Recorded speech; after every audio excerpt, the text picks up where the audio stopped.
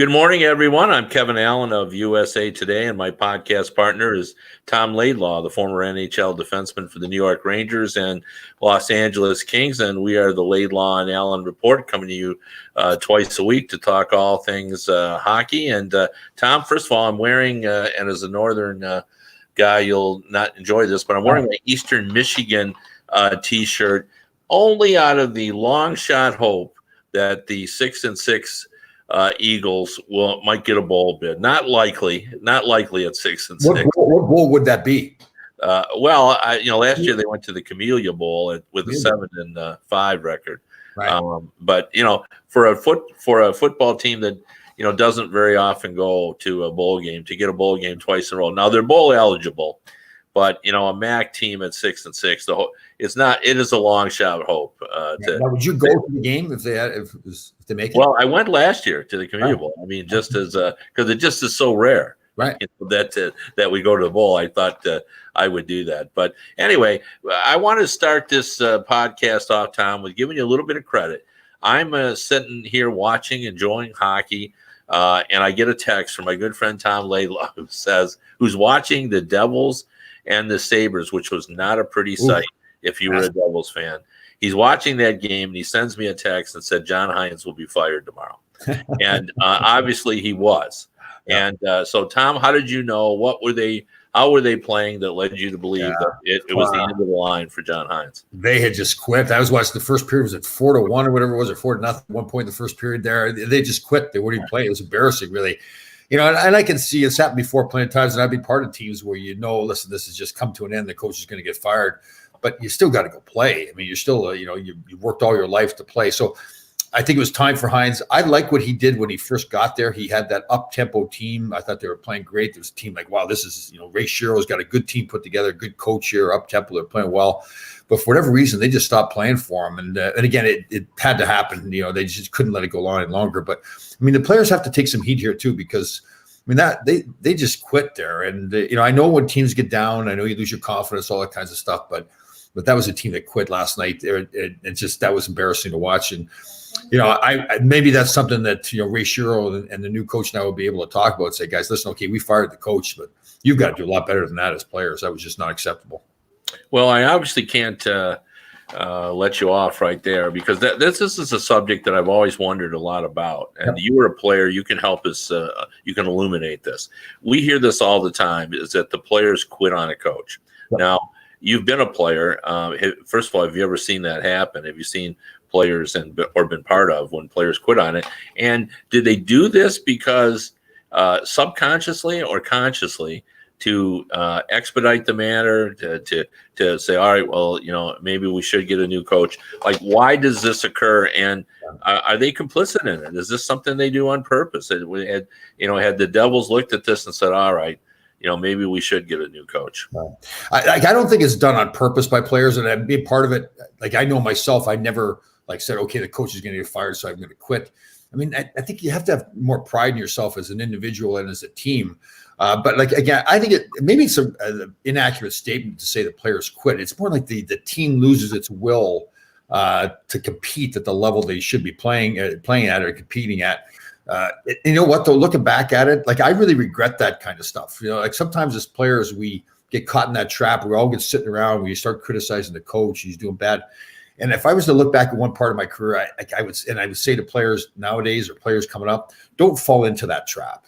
You've got to have pride in yourself as a player. You've worked all your life to get to a certain level, whether it's as a player or as a writer or whatever profession you've got, and don't let somebody else influence your performance or your ability to go out and do your best at it. We've all done it, and it'll continue to happen. But I would really say to players, don't let that happen. It shouldn't happen. It's ridiculous. It's the coach should be doing his job, and the players should be doing theirs. But again, it's just it's one of those things. It's like this magic bus. Miraculously, she shows up, and everybody all of a sudden decides to get on this bus and decide that we're going in the opposite direction that the coach is going, and it shouldn't happen like that. Well, I'm glad to hear you say that, because I've said for years, I have never met a player that I ever felt didn't go out and try to win every game. When people talk about tanking, I always have to remind people, players don't tank coaches don't tank. Yeah. General managers tank. Yeah. And you tank by adjusting your roster and setting it up so they're going to fail on the ice. So don't ever think that a bunch of players are sitting around. First of all, it's not in their best interest. If you're trying to add players, that's somebody leaving that team to make room for that player. So they're not going to do it just for selfish reasons. But plus, they're just not built like that. Players are competitive. That's why they're NHL players, because they're elite competitors. They've gotten to that point. And I've never seen anyone that went into a game expecting to lose. But I do think it is. I always viewed it as being sort of a self-conscious. They're trying so hard to win that they just aren't able to do it, and they start to do things they've never done before. So anyway, moving forward, what do you think? Where are the Devils at now? Well, that's the sad part. I had so much hope for that team, and it just looks like, I think one of the things is goaltending. That is a real big issue. I think when Ray Shero took the job over as general manager, Lou Lamoriello had already traded for Corey Schneider. And to me, I think to myself, when I thought of that trade, and I think most people were going, well, that position is locked down for the next 10 years. I think, Corey Schneider was that kind of guy. It was almost like Vancouver. What are you thinking about? They had Roberto Luongo and Corey Schneider, and they traded both away, but Corey Schneider was the first to go, I believe he was. And it was like, really, you're going to get rid of him? This is a great young goaltender. He's going to be really something special here. But that just, his game just fell apart, and now they've sent him down to the minors. So that's the first thing for me that's really concerning. And I think that really affects the team. And now, they've traded for PK Subban. Again, I've given my feelings on him. I think he's a fantastic athlete. He's great for the league. But he has been a little bit divisive on the teams he's been on in the past. At least that's the appearance anyways. And is there some of that going on? The Taylor Hall saga now, apparently they're looking to trade him. He's a free agent at the end of the season. That's got to be weighing heavy on the team. They've got a guy in the locker room that either has asked to get traded or is going to get traded. That's awkward, especially when he's your star player. You got a lot of young kids there that are playing big roles. So I just see a lot of turmoil there right now. A lot of things they're saying, well, I just don't know how they're going to get out of it. And they had to fire the coach. They couldn't let it continue on like that anymore. But I don't think that solves all the problems there. Yeah, I never believed that all the moves that were made in the drafting of Jack Hughes was going to instantly transform that team into division. I believed it was headed in the right direction, but I didn't see it as it was going to be an instant success. But saying all that, I think the symbol of why this team is where it is goaltending. Mackenzie Blackwood, I believe his save percentage is down near 890, and in today's NHL, that's not good enough. And, we can argue that that's a team save percentage, and I think that's a fair argument. They just haven't played as well defensively as they need to do. But I think that, if they had a stopper in net, a guy who could, when they weren't playing at their best, I mean, like Frederik Andersen in Toronto. The Toronto Maple Leafs are not a great defensive team, and yet there are nights when they keep the puck out of their net because Andersen is good. Blackwood may be that guy, but he's not that guy now. Yep. But the other thing is that if you look at their 3 number 1 draft picks, Taylor Hall, who should be performing at a much higher level than he is. Like, I realize that he has points, but is that Ray Shero calling or what? Yeah, exactly. Doesn't like a podcast. Yeah. I realize he has points, but he only has 4 goals. And if you look at the 3 guys that everybody was talking about as the number 1 picks, Nico Hischier, Jack Hughes, and Taylor Hall, they have a combined 13 goals. Mm-hmm. Now, again, I think there was unfair expectations about Jack Hughes, and I think that always happens when you get a top pick. We just assume that all top picks are going to be like Austin Matthews, and they're not. Jack Hughes is going to be a terrific player, but he's not going to come in and set the world on fire the way Austin Matthews did. So maybe that was unrealistic as well. So I don't think there's always a bump. Teams play a little better. We've talked about this when you get a new coach, but I don't think we're going to see that with the New Jersey Devils. I think they're probably a year away, and I wonder too. If the Taylor Hall thing, as you mentioned, is really kind of undermining their progress a little bit. because they're thinking, well, he's not going to be here. What's our team going to be like? Who are they going to get? All that kind of stuff. So anyway, sorry to interrupt you, but I think they should get that done sooner or later. I think we touched on this too. I think more as you get closer to the trade deadline, more teams are out of the playoff picture. So you've got fewer teams. Again, especially they know all the other teams are going to know that they need to move Taylor Hall. He's not going to resign there in all likelihood. So if you get teams in their own division now bidding against each other, now one team may not want to, let's say Colorado and St. Louis, they may not, and they out west there, they don't want to see them playing against Taylor Hall, so they may get into a bidding war a little bit, and that'll help Ray Shero get more for him. So it'd be fun too if the Oilers got involved. Would that be? Yes, yeah. I mean, and why not? Sure. Imagine Taylor Hall there and joining that group, because that's the one thing. Like I love the Oilers and the way they're playing and the excitement level, but they're not deep enough offensively, in my opinion. So something him going back to Edmonton again. Wow, that's sure. What a story that would be. I want to talk about someone mentioned last time on our comments. They wanted to know our take on the Sabres, and I think they're an interesting team to talk about because. I have a kind of an odd take on them, and that is that people sort of view them as kind of inconsistent. But I think what you see from them is who they are right now. Like I just think that they're going to be a team that's going to be up and down because they have younger players, they've got a new coach. Not everything is in place, and I think they've had a pretty good season. For who they are. They're in the third playoff spot, and I get that there's some frustration if you're a Buffalo fan because they have some inconsistency, but it'll take a while under Ralph Kruger to get everything together. But Eichel's having a great season. I think you look at this team and they've got both their goalkeepers are right at 2.84 in terms of their goals against average. Allmark has a 917 save percentage. That's pretty decent. And the biggest thing that I think they have is that their penalty killing is among the worst in the league. And I'm actually surprised that Ralph Kruger is a good teacher, and I thought he would sort of get that kind of turned around. But Skinner's on a 30-goal season. Eichel, of course, has a lot of points. Olofsson has scored 11 goals. I mean, coming up from the AHL, you hope to get, a prospect rise up and get the job done. He is getting, that job done. We all know Dahlin will be great.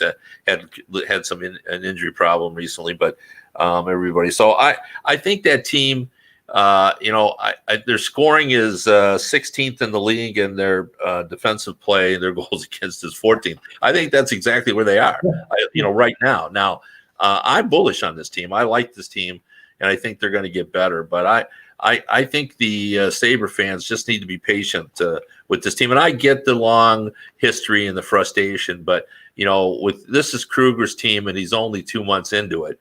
So give him some time, and I think he'll start to see progress. Here's my concern, though. I'm a huge Ryan O'Reilly fan, both as a player and as a character guy, and I think he's done some great things in St. Louis. And I just he made some comments while he was still in Buffalo, and then he left. They shipped him out of town, and there were kind of negative comments towards the culture, if I'm correct, the culture around the team there. Like there was something missing in the locker room, and that's my concern there. When I watch him, and I hear you. You make some great points with the inconsistency. But I'm just wondering, is there it Jack Eichel? Is he not? Is there some divisive thing going on in the locker room there? And I don't know when I'm saying that. I feel like we're missing something. When Ryan O'Reilly makes those comments leaving town, I just feel like, and I see that inconsistency. Where's that coming from? Is there some insight there, some stuff that we, should know in the background? Well, I don't have the answer to that. I would say it's probably too early to say whether or not Eichel is going to be the perfect leader when he's still relatively young. I mean, he's had enough miles under him that we have an idea that he's he's got a little bit of a temper on him, and sometimes he opens his mouth and says things that rile people up. But they may need to bring someone else in to kind of help with all that. But I still like what I see there. I do think that there's some pressure on Botterill to make some moves. Like that defense still needs a couple of players, I think, to help. It may be that they need to bring in some guys that have been around the block that can help with the leadership role. But for the most part, I like what I see, and I'm a big believer in Ralph Kruger. He won me over too. I agree with that. I wouldn't have said that during the summer. I thought that was kind of a strange move, but I agree with you. Yeah.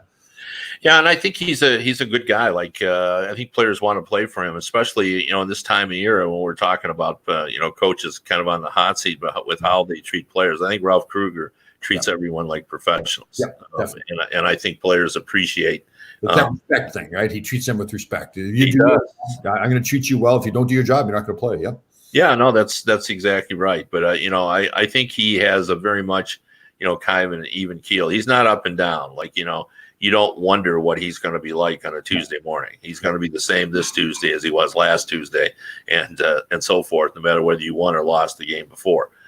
So he has some consistency. But, speaking of that, Tom, let's go into, since we talked last, it's come out the Johan Franzen story and the discussion on that. And it was interesting that Chelios pointed out that Franzen was belittled on the bench and then suffered a nervous breakdown. But subsequent to that, we now have Franzen coming out and confirming the story, saying essentially that Mike Babcock is the worst human being he ever met in his life. That actually was a quote, right? Didn't he say or pretty close to that. That's not exactly the quote, but it's similar to that. He just said, he actually said, he was an organized coach, but he was, basically despicable as a human being. And, I know other Red Wings have said similar quotes that they did not like him as a person. So there we have it. And again, this brings up, this is not a racial slur. This is not a physical assault, but this is really a verbal assault. And, I don't know that you can get away with that in any kind of employee-employer, situation. So why should you get away with it in hockey? Your thoughts on that as a former player? Yeah, and it's becoming more and more of a pattern that I think you're seeing here with Babcock, because you're right, there has been so many players. I remember I had players that were going to the Red Wings and they'd heard all the stories about Babcock. They said, well, okay, I'll put up with it because, he supposedly gets the most out of his teams. But I think you look back at it now with that kind of stuff. And like I said before, to me, the issue, first of all, it shouldn't happen. Like you said, in any workplace, it shouldn't be allowed to take place. But why it doesn't even work. Like people are going to try to paint the picture that he's doing that to try to get the most out of players. It just doesn't work that way. A professional athlete just doesn't function that way. They don't respond to that. They may go out and play well after he's done it, but it's not because he did that they went out and played well. So that's the part that really gets to me. So I just, like you talked about Kruger there in Buffalo, and he's the kind of guy that, okay, that player may do something wrong. He'll handle it in a whole different way. He'll pull that player into the coach's room and he'll say, listen, that's just not acceptable. That just doesn't work that way.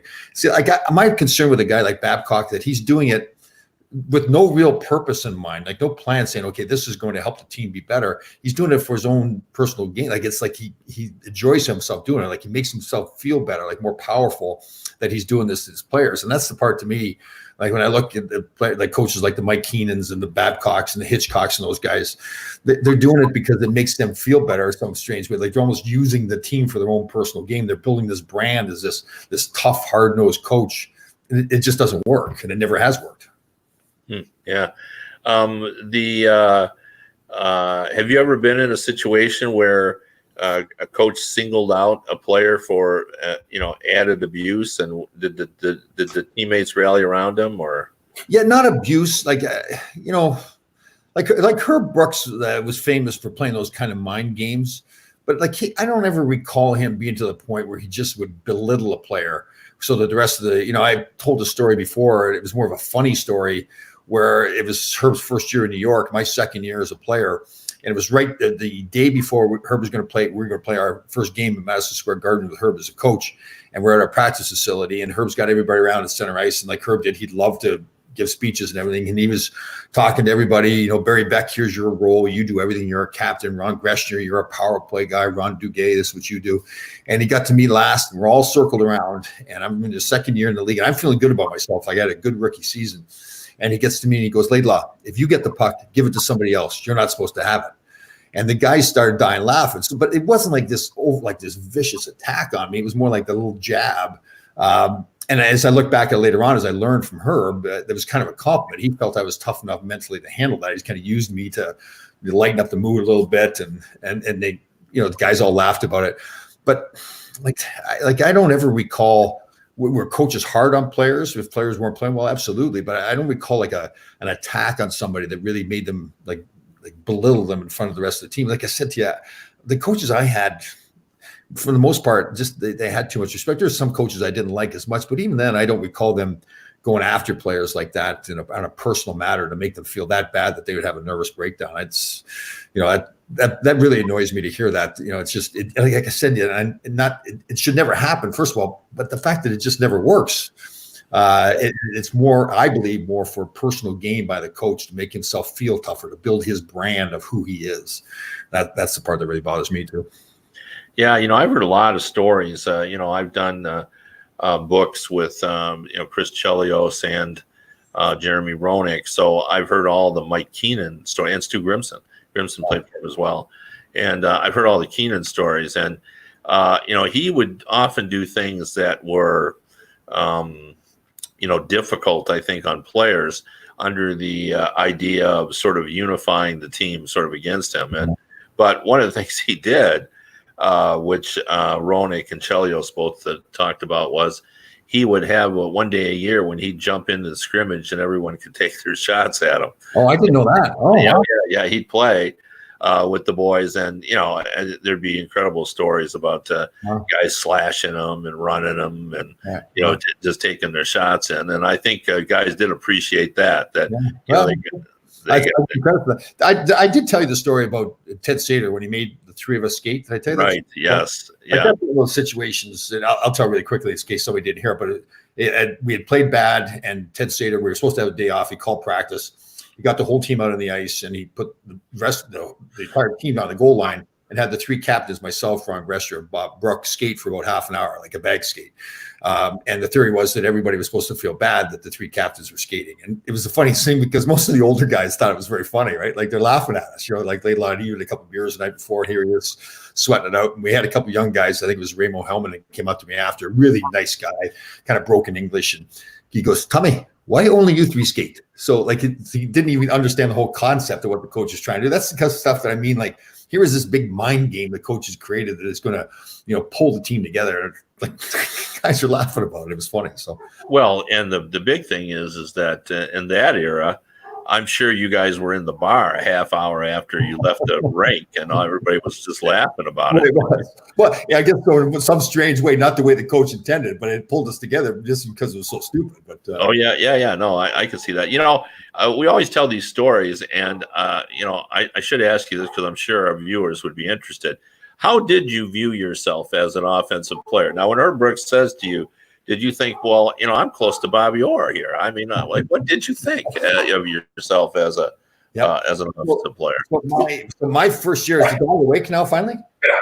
Well, see, I had two dogs who liked to sit by me during a podcast, and apparently somebody has come to my house, and they're just puppies. They're brand new dogs, but apparently they don't like people on their property. So apparently, I thought they were barking at my offensive abilities. So actually, when Herb made those comments to me in practice in front of everybody, my first year I had scored 6 goals. I think I had 6 goals and 23 assists, which was, I think, my all-time high. So I viewed myself more as a really all-around defenseman, that I could play some power play time. But Herb came in, and he had really had designs that I had a certain role to play, and I was going to be that defensive guy.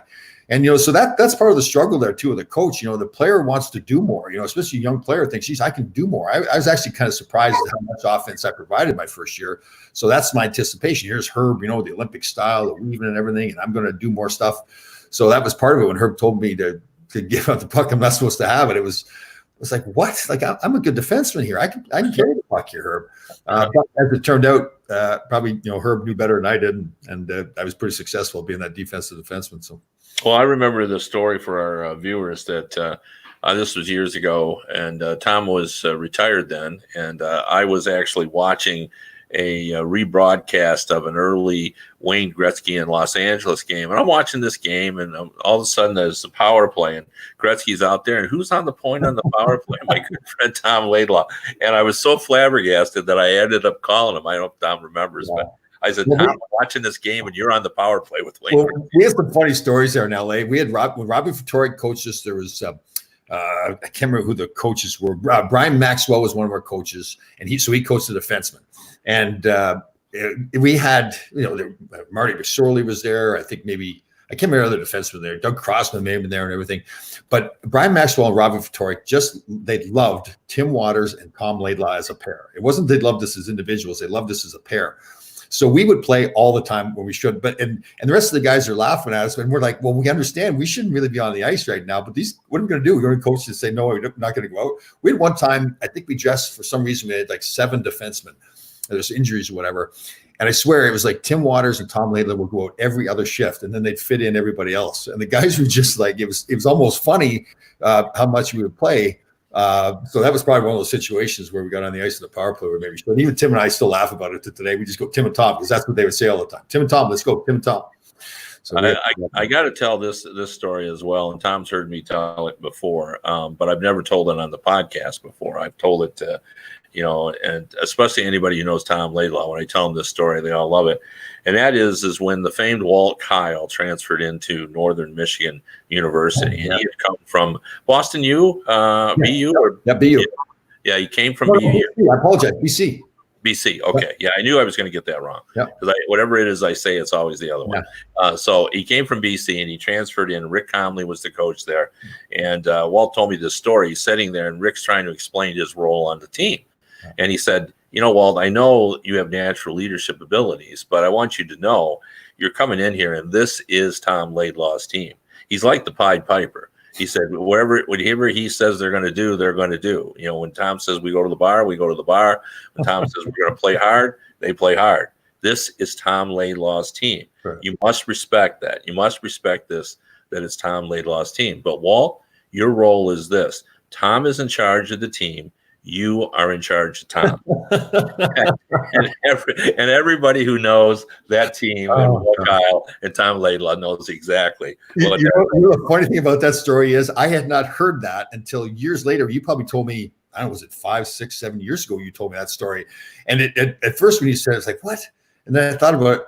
Well, that's pretty accurate. That's really the way it was. It was Walt. I mean, Walt is, obviously he went on to become a coach. Walt's a fun-loving guy, but he's also no nonsense. And I think what Rick was trying to say is you were a fun-loving guy. And I think Rick was saying, just tone him down a little bit and, keep a little less out of the bars and let him do his stuff on the ice. So anyway, it's one of my favorite Laidlaw stories. And every time I've told that to people, everybody just shakes their head because they really get it. Let's wrap this up. You wanted to talk about the Ryan Johansen hit, I think, right? So last night, Nashville was playing in Nashville against Tampa Bay, and Ryan Johansen. I don't know what led up to it. I watched the game too, and I can't remember if something happened, but he got the puck. It was kind of one of those reverse hits where Tampa player was coming in behind him, and Johansen comes back with a vicious elbow, like right out. He's got the puck on his stick, so everybody in the building is watching him. And it really vicious elbow and got thrown out of the game, a 5-minute penalty. And I'm watching him think I love Ryan Johansen's player. I think he's a fantastic, skilled player. He's big, can do it all. But it's one of those plays you think to yourself, like, what are you thinking? You know that you're going to get a penalty on that play. And he ultimately got a 5-minute penalty, really hurt his team. And when I'm watching Nashville, it's kind of like indicative of the way they're playing right now. And that we were going to touch on who's next going to get fired as a coach. And my guess is, and I may be off the chart here a little bit, but I'm going with Peter Laviolette in Nashville. If they keep playing, it's not just not doing as well in the standings, but the way they're playing, it's that lack of discipline. And Johansen's play yesterday really was kind of indicative of that. It was just a totally unnecessary play. Even if you wanted to get the player back, why do it in the fashion he did? So I'm kind of concerned with Nashville right now, the way they're playing. Yeah, the only other guy that I think this could be a year where we won't see as many guys fired during the season, only because a lot of the teams that are problematic just added guys this past summer. Obviously the Kings aren't playing well, but they made a coaching switch in the offseason. The only other vulnerable person I would see say would be Jeff Blashill in Detroit. I don't think there's going to be a coaching change there because I think Yzerman sees this as just kind of a rebuilding year, and Blashill is just sort of playing the hand he's dealt here. But saying that, there is some pressure here in Detroit. The fan base, which really, I think played a role in Ken Holland's departure because he got a little weary of listening to them say it was time for him to go. I wonder whether they're going to put a little pressure on Yzerman to make a move now. They're really disenchanted with the lack of competitiveness with this young team. But I think Yzerman gave everyone a preview of coming attractions when he was hired, where Ken Holland had said, we've been rebuilding a while. We feel like we're close. And Yzerman said, you got to have some patience here.